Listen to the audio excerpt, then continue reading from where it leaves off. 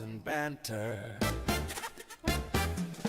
balls and banter, no excuses, just win, win, win with your balls and banter. We got balls, we got pucks, we got sticks, we got everything in between. We got balls and banter. All right, guys, it is Thursday. We made it through another week. Man, what a week it has been. There's a lot. We're kind of speed dating today, if you will, because we don't have a ton of time. We're gonna max it out. We're gonna get tons of stuff in here. We got Nate and Tom with us. Boys are here. Zach is not here with us today, and none of the TDs are here today, by the way. So I'm driving things here from the laptop, from the inner world web. So if anything goes wrong, it's all on me. How are you guys today? Doing well. I feel like, you know how when we used to do news on the other show and we'd always say, oh, this week seems like a decade. I'm telling you, with these sporting events, my cortisol levels are through the roof, and it feels like this week has been a month so far. Dude, I know. It's crazy. And we have been blessed by the sports gods. There's really only one God, but for the sake of conversation, the sports gods, these finals, the NBA finals, the Stanley Cup Final, have been straight certified bangers. They've been so awesome. And I feel like because of how awesome they've been too, like we need to, I know a lot of you guys in the audience want this too, we need to get back to 4 days a week. It'll come. It will come. Because you're talking about stuff. It's like, holy shit, we got to talk about this game that happened the other night. Well, we got to wait, and then there's going to be another one in between. So we end up playing catch-up. But we're going to play a lot of catch-up today. Because, man, last night, I tell you what, that was something. That was something. I mean, the amount of people, everyone out there in the audience, be honest. How many of you took your clicker? I don't have a clicker right here, but took your clicker and turned the game off because it was a disaster. It was a disaster in the first half, and then it ends up, I mean, look at that, 81-52. Several minutes into the third quarter, was terrible going into the half, stayed that way through the third, and then OG comes out and does his thing, and has this crazy tip off of Brunson's missed shot, and all of a sudden, you've got a Knicks victory. This whole thing. That game was bananas last night. Did both of you stay up for the whole thing? Let's be honest with each other. I did turn away for a little bit in the third quarter, but I had it on my phone, and then I saw the Knicks creeping back, and my wife and I were like, we got to go back. And, wow, just a crazy – I say it again. These playoffs in both sports, in both major leagues, are killing it. Yeah, it's been crazy. Go ahead, Tom. I was just going to say this game reminded me, it was like the 93, 94, 95 playoff game with the Bills in the Houston Oilers when there was that tremendous, was it the Bills came back? Yep. 35 points, I think, right? 31, 35. Yeah. I'll never forget watching that game. Yeah, this game, reminded me of that because you're right. When I was watching the first half, I was like, oh, this thing is over with. And I was like, the best I think the Knicks can do is like cut it to like 15. I see San Antonio winning by 15 or 20. They'll chip away at the lead. But I was like, oh, this is the Spurs. There's no way that the Knicks are going to come back. And it just with each passing second, I was like, okay, well, they're kind of coming back into the game, but this isn't going to last long. So, let's just see what, the Spurs are going to, have another run. And it just never happened. The Knicks just kept chipping and chipping and chipping. And finally, got the final bucket. Yeah. Yeah. It was a sad state of affairs for San Antonio. I never thought come back at all. I was like, oh, they'll probably, they'll trim it. I bet Spurs win by like 15 to 20. And then it just kept going. And the Spurs just kept firing threes. And it's like, why don't you just get easy buckets? Like they had the formula all game. Wemby was down low, everything. It opened up the outside. And then they just switched to just shooting threes. And I can't help but wonder, like, they're the younger team and they're playing so hard. And they even said in the announcement, they're like, it feels like there's 6 Spurs on the floor for defense. And when they're doing that, they're just exerting full energy. So you can't help but wonder if maybe they did run out of gas a little bit. Yeah. Well, I mean, yeah. And think about it. This is an obvious statement here, but everyone's talking about biggest comeback in NBA Finals history, what we all watched and experienced last night. And I'm not a Knicks or a Spurs guy. I just want the series to be good. It's been fun watching both those teams this year, but I want it to be entertaining, and entertaining it was. But everyone's talking about how it's the biggest comeback. New York's going crazy. Timothy Chalamet's going crazy. Jerry Seinfeld's going crazy. Taylor Swift going crazy. Everyone's going crazy there. They might still be at Madison Square Garden for all we know. Like they were hanging around forever. But no one's really talking about the epic choke by the Spurs, because that is, I mean, you have that kind of a lead, and all of a sudden you don't, and all of a sudden you're leaving New York City, headed back to San Antonio, and you're down 3-1. And here's the stat that you don't want to hear: teams who go up 3-1 in the NBA Finals are 37-1. That's a rough stat. Now I think that the Knicks, I could see them putting it away. Maybe they're demoralized. Maybe San Antonio's demoralized, and when we get that game, that's how it goes. I can see the Spurs putting up a little bit of the fight. But at this point, the amount of magic that these Knicks have, it's like I just don't know that there's a scenario where they don't win. Statistically, there's not very many situations where that doesn't happen. Yeah, I mean, they were just demoralized. I was getting excited for the story. I'm like, oh, we're going back to San Antonio. It's going to be 2-2. Like no home teams won so far. I was like, that's got to be the first time that's going to happen. And then it just vanished. And it's like, okay, well, now the series is probably over, if not the next game in New York, because when, they've been in double-digit leads every game in the first quarter. Yeah. And then last night, you're up by like almost 30 at one point, and it goes away. It's just like, it's hard to believe that you're going to be able to get a lead and keep it now for 3 straight games. So it's just done. It's sad. It is. It is absolutely wild. Again, there's not a nail in the coffin yet. It just feels someone's nailing it. It's just not all the way seated into the wood yet. But yes.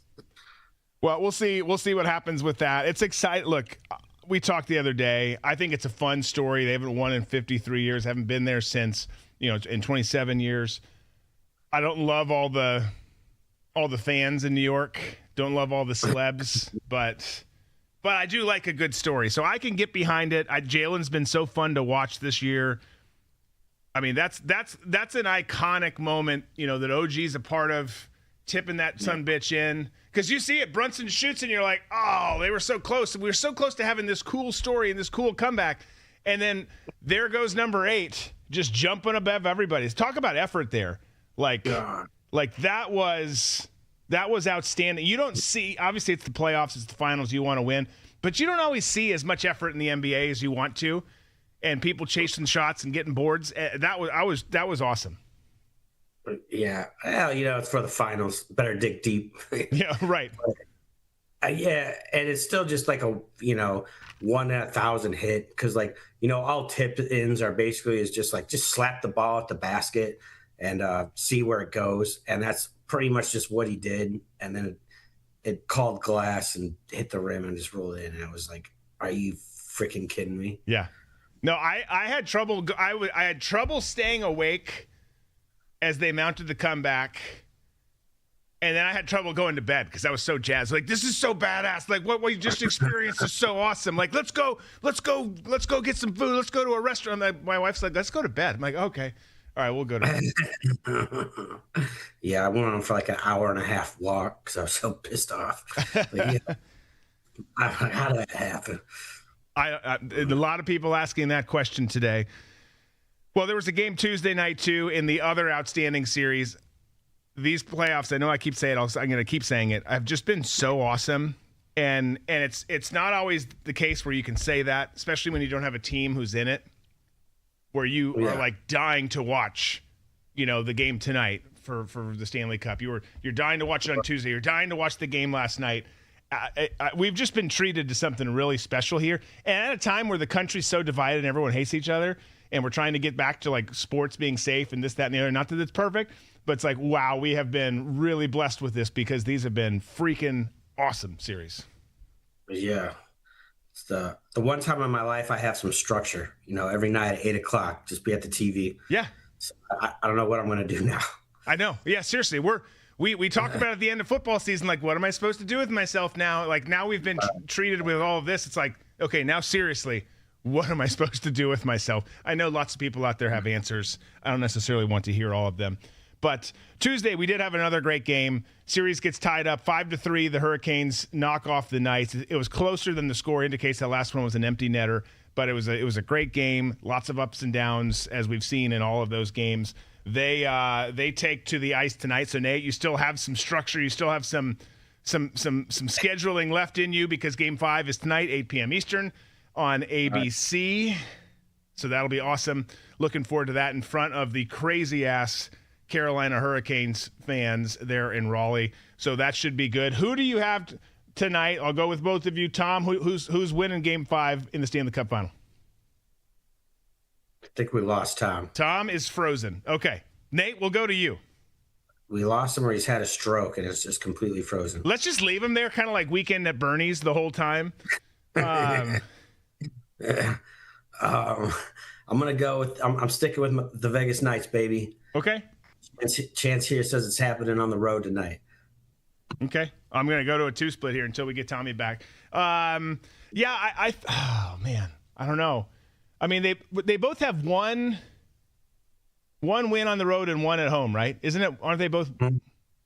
Yeah, 2-2. Yeah. So I think they do too. But honestly, who knows anymore at this point? Like, who thinks for 1 second? I think Tom's back. We'll bring Tom back in. Who thinks for 1 second? Tom, you there? No, he's not. Imagine that he was, but he's not. That's our move. So, I got to bring him back in is what I got to do. There we go. He'll be with us momentarily. I just don't know how you even bet on this anymore. How you even, think about putting down some money on something, because it's just been so crazy. You never saw this come back. You talked about it earlier, Nate. Double-digit leads in the first quarter of every game in the NBA Finals, and the Knicks are up 3-0, or 3-1, excuse me. 3-1, yeah. Crazy.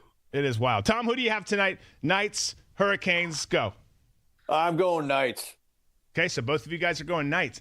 Maybe I go the opposite direction, just because I don't know. I don't know what I want to do. I don't even really know what I want. I just want it to be another.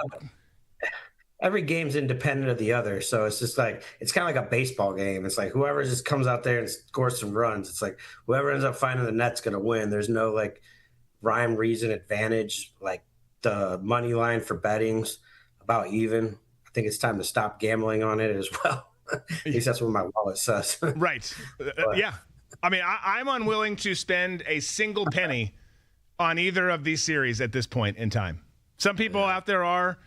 God bless you. I just am not willing to do it. It seems like the most difficult thing to pick because it has been.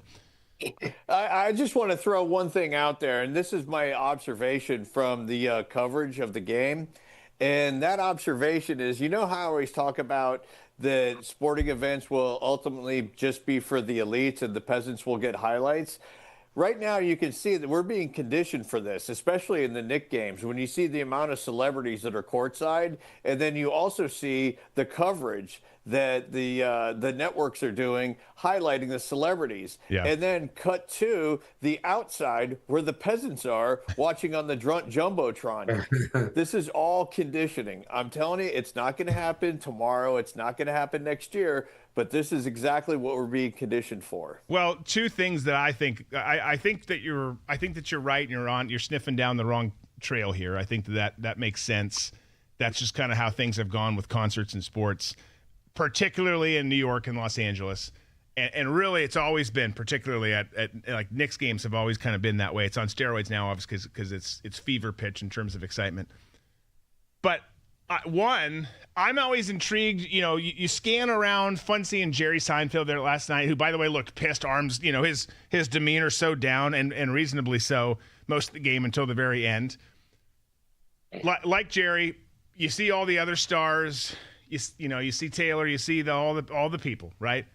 But then I'm always curious who these people are behind them. Like, who's that's an attractive couple right there, but a young couple, like maybe younger than me. What do you do for a living? Like, seriously, how are you affording like row 3, 4, 5, 6 seats at the NBA Finals when these guys have jacked the prices way up and only celebs are sitting in front of you and around you? Like, I'm just always curious, like, what have you done right where I've gone wrong? I was in conservative media. That's step one. Obviously, I went wrong.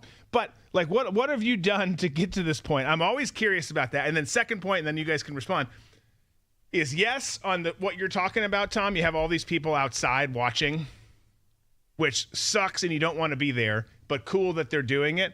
But on the hockey side, what's been so fascinating to me and shows how hot the game is you know, Tuesday night, they're in Vegas.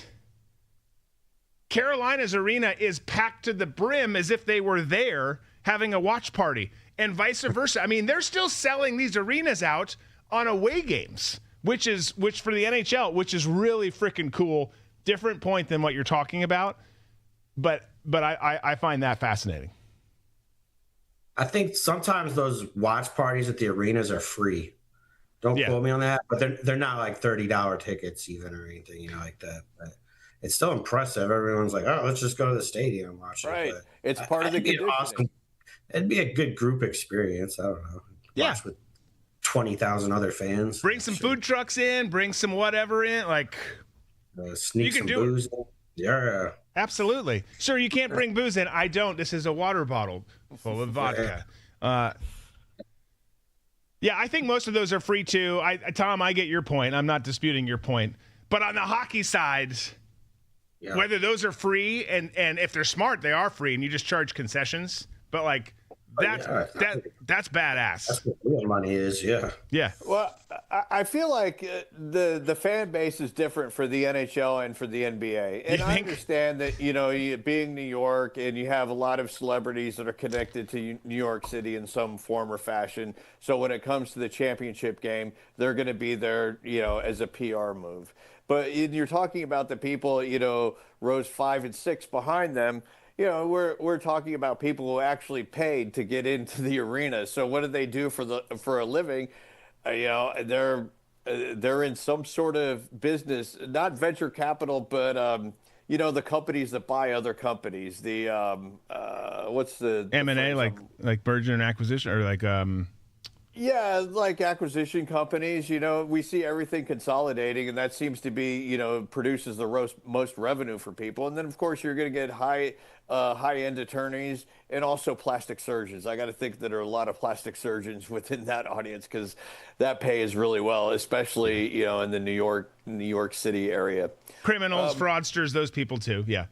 Right, but as far as the watch parties go in the fan base, I feel like the hockey fans are a lot different than the NBA fans. I know that you still have some of your hardcore NBA fans out there who will go to a watch party, but I think there's more of a communal experience with hockey fans that you don't necessarily see in other sports. I think you see it a lot in college football because we've seen, clips of watch parties, for the national championship game, whether, being at Indiana and seeing what was going on inside their facility there.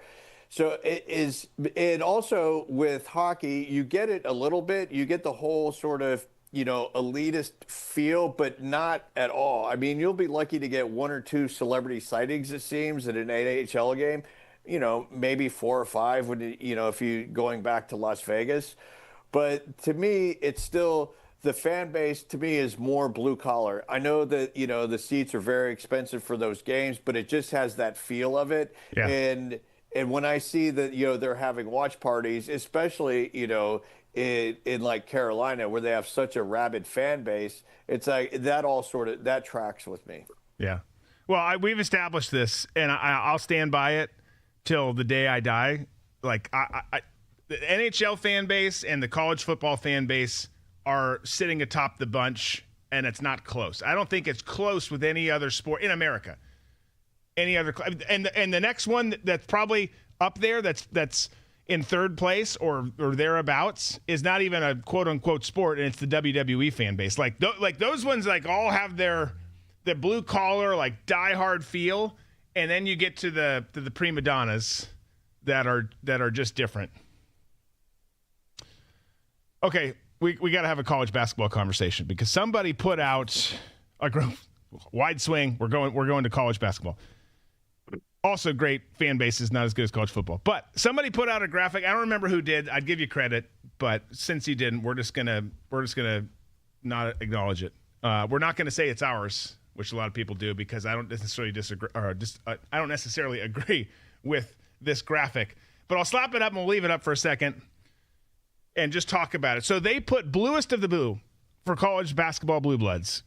Kentucky and North Carolina up top. Blue blood without being the bluest of the blue, just regular blue bloods. UCLA, Kansas, Duke. New blood, not quite sure what that means. UConn. And then elite programs, Indiana, Villanova, Syracuse, Michigan, Louisville, Michigan State, Arizona. What do you guys make of this list? Every team that's on that graphic right there, outstanding basketball programs. I don't dispute that Kentucky and North Carolina are deep, deep blue bloods. Like they're balls deep into this category. But so's Duke, man. So's Kansas. So's like that. There's a lot of the way that they've broken this. Like if you just said these are the college basketball blue bloods, and then took all their commentary about ranking within the broader blue blood category, I'd be okay with this list. Syracuse hasn't been as relevant in a while, but certainly they've historically been good.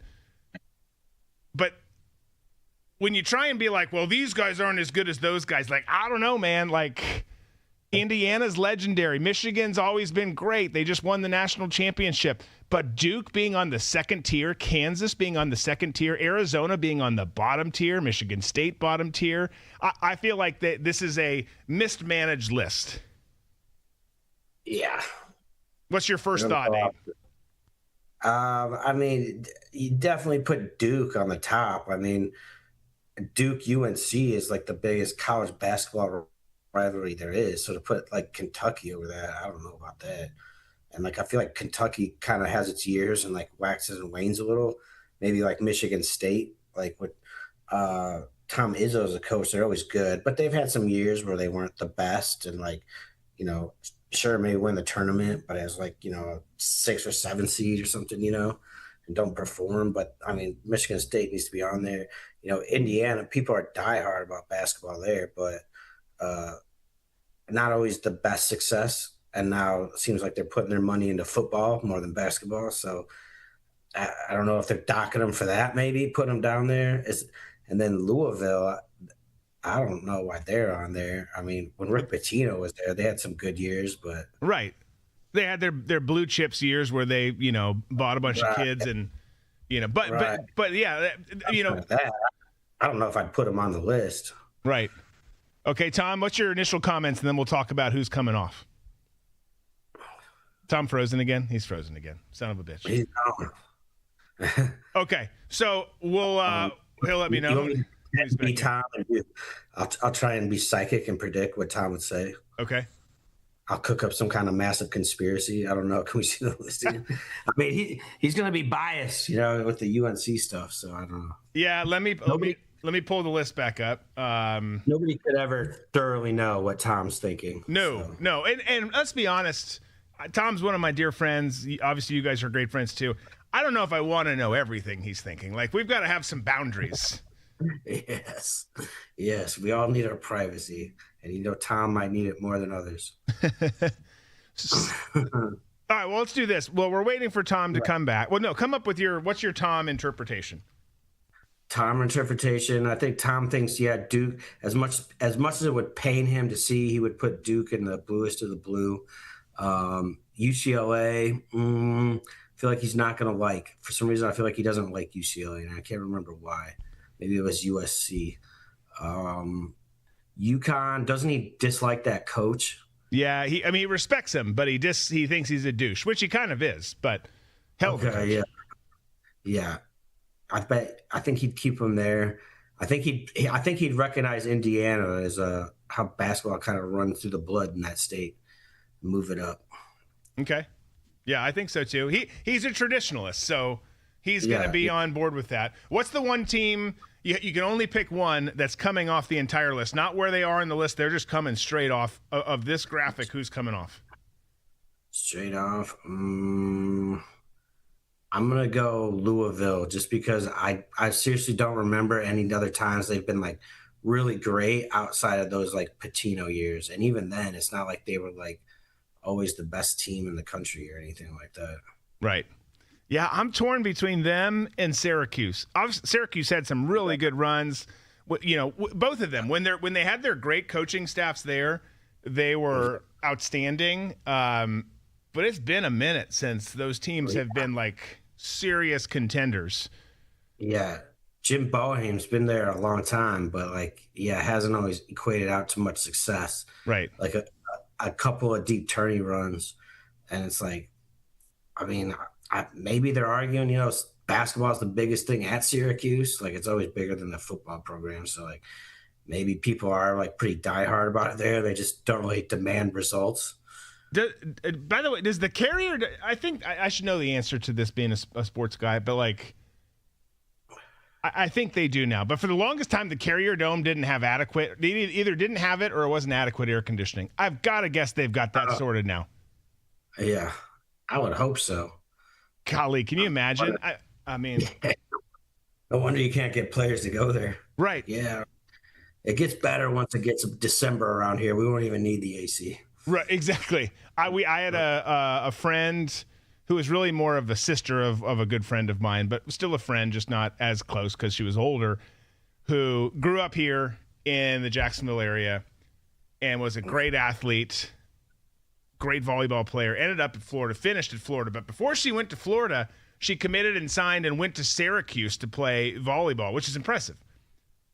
It's like, do you understand? Like, you're a beach girl. Like, do you understand the misery that you're going into in Syracuse, New York? I'm not saying you're bad people, Syracuse. I'm just saying it's cold as balls and dreary. And I think it lasted a year, and then she was a Florida Gator. Yeah. It's like you realize there's no beaches there to like practice on, right? Right. You're going to trek through the snow to the gym.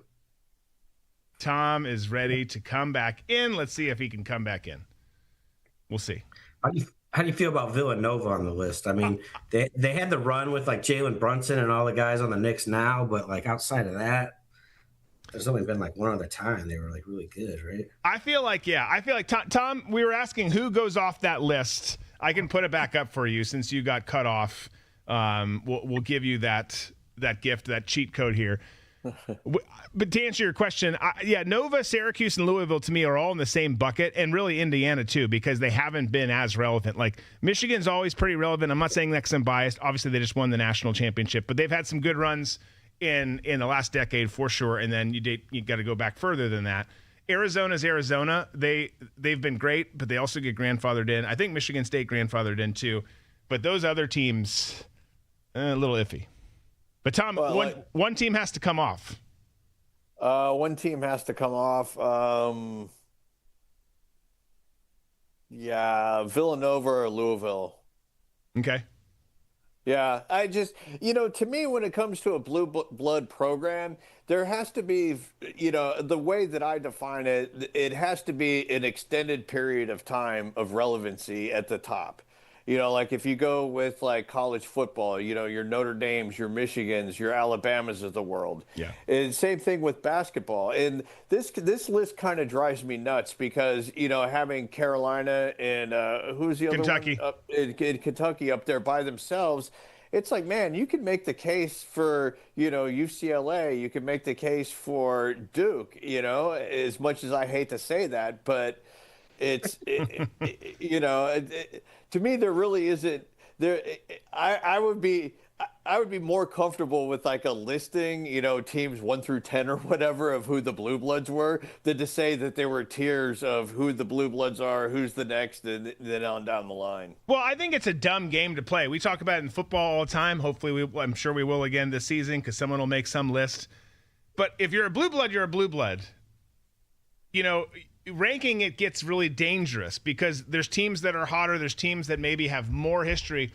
But if you're, Nebraska and Oklahoma who haven't competed for titles as much as recently, Oklahoma more so than Nebraska, you're still a blue blood. Either you're a blue blood or you're not. That's the conversation. It's not how blue are you or what number are you on the Blue Bloods list. Like people recognize you as being outstanding historically in a certain sport as a school. Same thing for this basketball list. You look at a lot of those teams. Like is Indiana traditionally great at basketball? Yes. Is Michigan State traditionally good at basketball? Yes. Is Indiana good right now? No. But if you've earned blue blood status, and that's a different question which we've actually never brought up. Like, can you lose blue blood status? I think you can. I think, in the case of Nebraska, I think, if they haven't lost it, they're close. Someone's getting ready. Yeah, they're getting close to it. But then again, when I think of college football or college basketball, I think of schools like, your St. John's and Marquette. Right. Is that my own, kind of frame of reference for basketball? But when I think of old school programs that have been around for a while, those are the ones that pop into my head. Yeah, great basketball programs. Absolutely. They have, I think they have kind of almost, and this is going to make people pissed off probably, but that's what we do around here. They have almost as much of a claim. St. John's, you think of in particular, Marquette's had some amazing, seasons in the past. But you look at St. John's and you're like, well, hold on. Like you've got Louisville, Syracuse, Nova on that list. Like they're in that same category. They're and if they're not, they're right there. It's like absolutely close. What about schools that are like earning blue blood status now that wouldn't be on there? Like I feel like Houston is like a top 5 seed in the tournament every year. Last, decade, Yeah. No, absolutely. Like there's got to be some that are earning it now. Well, and I'm not a big fan. Tom is now, but like. Florida's really damn good at basketball, you guys. Like they're a good basketball program. Name a season that they haven't been in the mix, and gone deep. So, yeah. They repeated as champions, right. It was 15 years ago, but they were the last ones to do it until, but yeah, I'd put them on there. Well, let's, I don't know. We'll continue this. I like blue blood conversations because it ties in tradition, history, and putting people down for their dumb lists. Well, I think that would make for a good, list or question or whatever for college basketball, listing the blue blood schools who are on the verge of losing their blue blood status on the rise. Yeah. Yeah. No, absolutely. Okay, let's do this. We're going to transition because I want to try and get to some memes before you, because we've got to go. So let's pivot to our next story, and we're going to keep this one quick. But Patrick Mahomes, who is a very wealthy man, and one who obviously there's people who will always argue these guys make too much money. I get it, they do, but that's the market. The market dictates it. You and I dictate it with how much effort and energy and fandom we put into it. But it's capitalism, baby. Like he's been extended 2 years, which takes him through the 2033 season on his contract, and his value of his contract is now $504 million, almost $505 million dollars, which is absolutely insane. So he's the first person in NFL history to have a contract worth over $500 million. Yeah. Absolutely freaking insane. But if anyone's going to do it in the current NFL, that's the guy who's going to do it. Like, couldn't have happened to a better player because he's the best player in the NFL. Absolutely. Like, if anyone deserves it, it's him. Are there other good people? Are there good players? Yes, of course there are. It's the NFL. But good. Wow. But he's a freaking animal. I can't wait to see him come back from his injury this year. Yeah. I know Andy and a lot of people in the audience are excited too. But like, I can't wait to see what happens and how they rebound, how Andy Reid, the whole operation rebounds. And I think it's going to be. It could go kind of like this year and be a down year. I don't think that's going to be the case. I think you've taken a really good team, a really well-coached team with a lot of tools. They've added more tools in the offseason. And not only did they not make the playoffs last year, but they just were terrible for a lot of reasons. I think there's going to be a shit ton of piss and vinegar in that team driving ahead. Oh, yeah. Full disclosure, I'm a Chiefs fan, so love me some Mahomes. But, yeah, I'm hoping they're better this year. The main problem last year was the offensive line and then, like, a few key injuries. And then, obviously, once Mahomes went down, it was over. But they were the fork was kind of in them by that point anyway, I felt like. Right. And then, you look at the defense, and it's like, when the years they won, that defense was, like, the best defense in the NFL. It was top-notch. And you've lost a lot of those players. They're kind of aging out. And they've made some moves this year to get better at it. And then adding Kenneth Walker at running back. The running game was really lacking last year, but, so was the offensive line. So you can't help but think that plays into it a little bit. So, you feel like you got to add pieces at, like, the line. I like to think of building a team from the inside out. That's how I would go about it. And so it's like, you had a running back, but if your O-line still kind of, like, still don't have left tackle solved. Right. And your defense, it's like, we don't really have the defensive line, but we added this guy or that guy. Like, I believe they got someone from the Seahawks. I can't remember. Other than Kenneth Walker, I could be wrong that. I thought they added someone on defense, but it's like, bottom line, you're kind of, just aging out. They are, and a lot of the pieces they've added, not necessarily Kenneth, have traditionally been older guys. Like, hey, we're going to add this receiver and this tool. It's like, well, that's an older guy. The flip side of that is Andy Reid and his system knows how to use them and make them be a great tool in what they do there and how they do it. But yeah, we'll see. I didn't know that. Maybe I did know and I forgot it. I didn't know you were a Chiefs guy. So that's good intelligence to have. I know it's weird to have a dual fanhood, but when I was a kid, and like first watching football and becoming aware of it, like my earliest the Bears sucked. They were terrible. And I wanted to watch football, so you just had to find something else to root for. My earliest football memory is, I'm like, Dad, can we watch the Bears game? He's like, all right. He puts it on, and they're losing like 31-7, and it's like the third quarter, and I have no idea how football works really. I'm like, come on, Bears, you can do it. And then like by the fourth quarter, I'm like, I don't think it's going to happen. And then it just kept going. And then my parents bought me NFL Football 94 with Joe Montana on it. Yeah, baby. Joe Montana. Yeah, so he was with the Chiefs then. I started playing with the Chiefs, and then I liked them. But unbeknownst to me, my second team would not win a playoff game for like 20 years. And so, went from one loser to the next. But then your second team became like a dynasty. Yeah. So yeah. It works out well. I've never experienced winning, so I don't even know what it's like. You'll just have to tell me over beers. We talked on Tuesday about Brendan Sorsby. we talked about Georgia, Big Ten teams, bunch of teams coming out and saying, hey, we don't want to schedule you guys because we're so mad that you've sided. We're so mad that a Texas court with 4 Texas Tech alums on as judges there sided with Sorsby. So all that comes out. Well, now you've got some more news coming out here. You can see this, a report from ESPN, Big 12 athletic directors held a spirited call Tuesday with Commissioner Brett Yormark, making it clear they are united around the notion that Texas Tech quarterback Brendan Sorsby should not be eligible for next season. So people still pissed about it. People in the Big 12 conference pissed about this. Like, this story doesn't seem to be going away, and it's going to be and Texas Tech also is not going to be like, well, you're right, we're going to cave and give up our quarterback and stop supporting the kid, whatever version of that you want. So this is going to be quite the storyline throughout the college football season. Yeah, Texas Tech isn't like, we didn't make our lawyers go to work that day just to listen to you guys and not take him anymore. Was that lawsuit against the Big 12 or against the NCAA? I think that was against the NCAA. Okay, that's what I thought. That's why it was such a big deal that they lost, and that's, the NCAA is now obsolete. I'm just curious. Yeah, exactly. I'm just curious if those ADs are barking up the wrong tree with that, and the commissioner's gonna be like, "Hey, I'm with you guys. I don't want him to play either."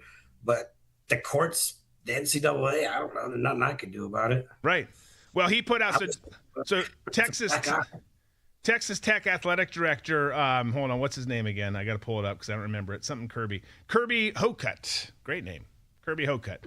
So he comes out, and let me see real quick too if Tom's back before I read this letter. He's not.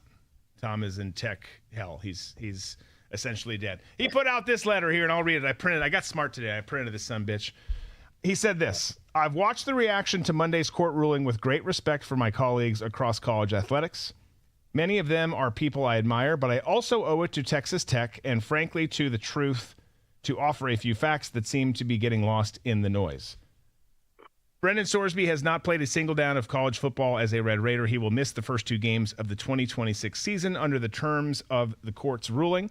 What happens after that will depend in no small part on how his recovery continues to progress. We're taking it one day at a time as he is. We'll evaluate his recovery, compliance, and readiness as we go. We're watching closely. We're deeply committed to his progress and well-being, and we're not operating on blind faith. We're operating on a comprehensive clinical and compliance structure that we committed to before the court ruled in Brendan's lawsuit against the NCAA, and that Brendan committed to as a condition of his return to our football program. Texas Tech is not a party to Brendan's lawsuit. We did not file it. We did not fund it. A young man in treatment for a clinically diagnosed addiction exercised his legal right to seek a remedy in court, and a judge agreed with him. Again, it was a Texas Tech judge, but he did agree with him.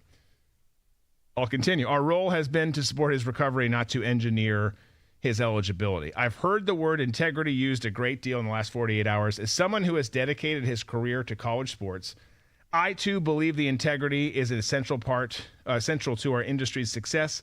I also think integrity applies to more than one front, on more than one front. The integrity of sport matters.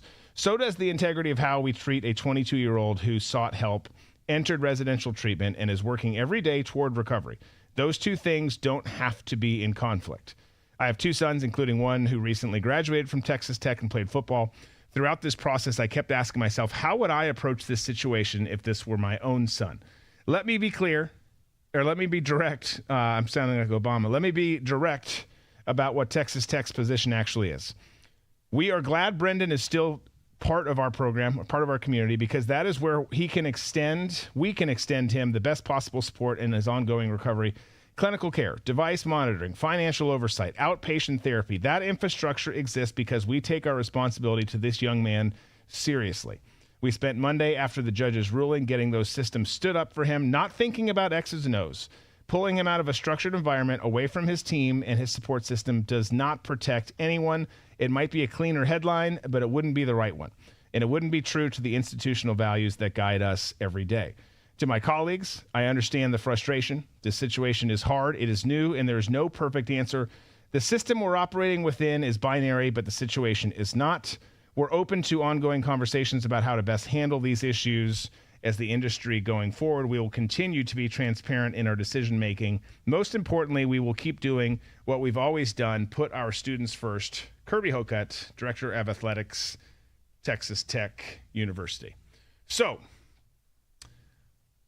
I don't know what else you say. I like the spirit of what he said, how he said it, how he tied in being a father of a former Texas Tech Red Raider football player. Again, this conversation's tricky. I think that the ruling sets a bad precedent for college football, letting kids who have bet on it. But I also think, he's right in his tone. He says we didn't try and manufacture or manipulate eligibility. Well, I don't know about that. Like, obviously, you want your quarterback that you went out and got in the NIL, the transfer portal, paid some NIL money to be eligible. But he's saying what an athletic director and a coach at Texas Tech should be saying at this point. That much is true. Oh yeah, he's being very political about it, very careful. But he's explaining what they're doing. I do like that. He's like, we're not trying to like manipulate things or find a loophole. We're trying to like see if this kid can play. And you got to look at it like it's his future. He's a good quarterback. This is kind of what he's skilled at doing. So like, let's try and like find him. But I feel like it's also a bartender who's an alcoholic being like, he's the best bartender we got. We got to get him back behind there serving drinks again. We just got to make sure he doesn't drink on his shift anymore. We just got to find a way to do that. Trust me, he won't be wasted back there. But we got to get him back behind the bar. And it's like, it's also another thing of like hiding behind addiction of like anyone can do it. And it's like, right.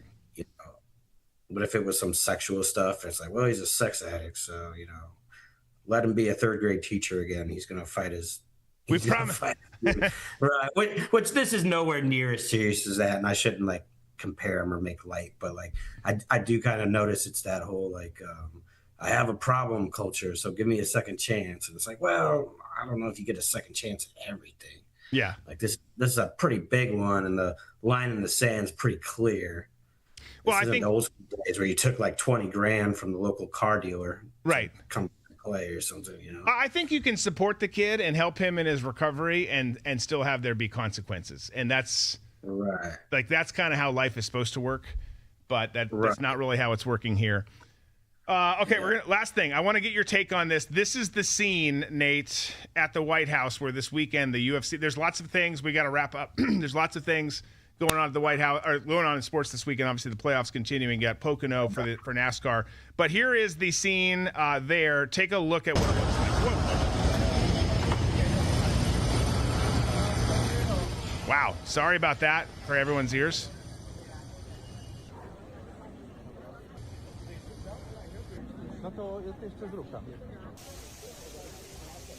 It looks like when the circus is like setting up in town for the 4th, doesn't it? It does. It's quite the undertaking. Lots of people upset about it. Lots of people excited about it. That's politics. And you can say, well, this is sports. It's UFC.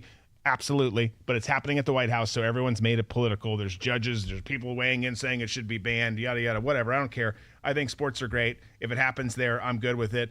What do you think is the outcome? Do you think it's going to be a fun event? What do you think the outcome of the event is? Obviously, there's lots of fights. We're not going to get into all of them because we got to go. But what's your take on that?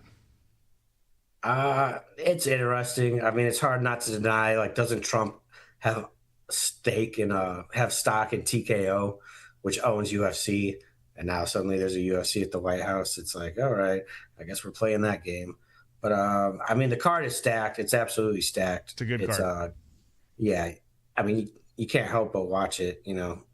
I don't care about politics. Like, it is what it is. It's gonna be there. So if you want to watch UFC and you want to watch some of the best fighters fight each other for money, and then like go for it. So I imagine it'll go off pretty good. We'll see. There's been a lot of security lapses at White House events and things with Trump in the last couple of years. So it seems like this is a big thing for that. I mean, the other thing is, how much is it costing taxpayers money? Like I don't need this to be at the White House. Like, just give me this card.